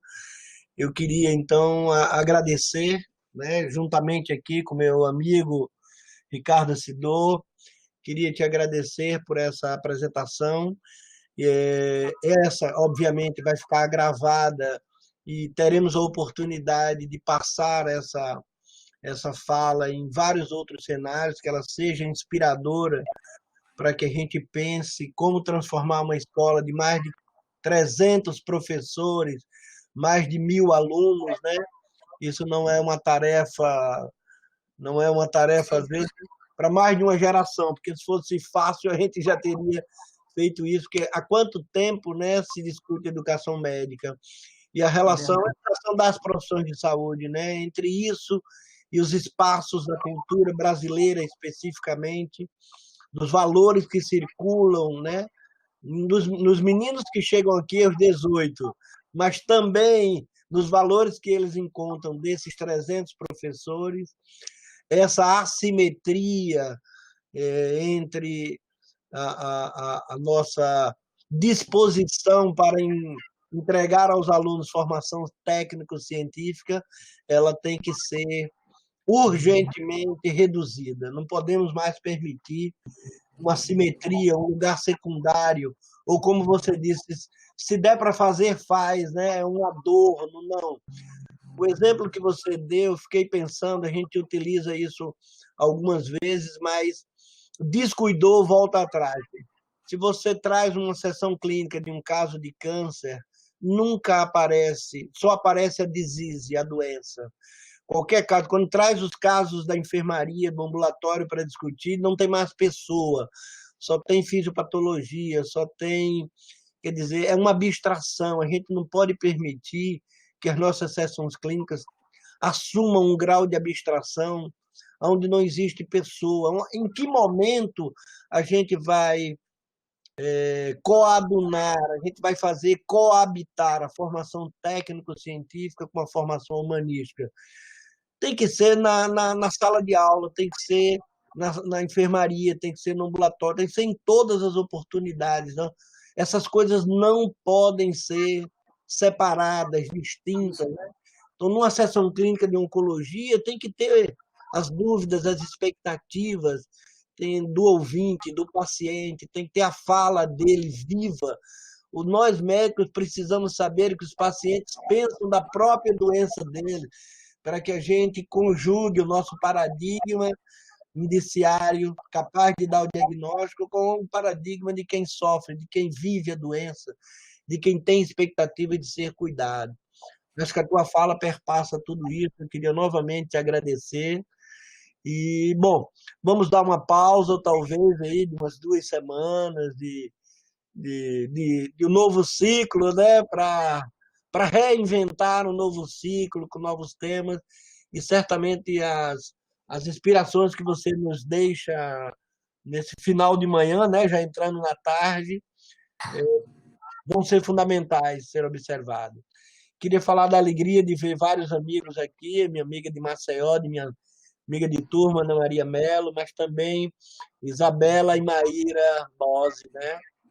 A Marcia Machado.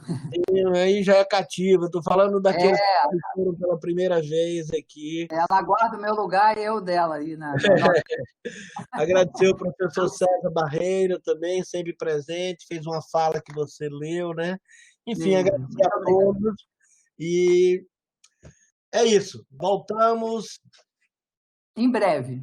em breve. O que eu mais gostei da sua fala foi isso. O que eu mais gostei da sua fala foi esse final, a promessa de que Humanidades Médicas continua, porque é um projeto absolutamente fundamental, e vamos para o terceiro ciclo, não é? Isso. E vamos agora ficar com o jazz belíssimo que o Fábio sempre nos brinda. Fábio, muito obrigado, gente. Pela ajuda. Muito a todos.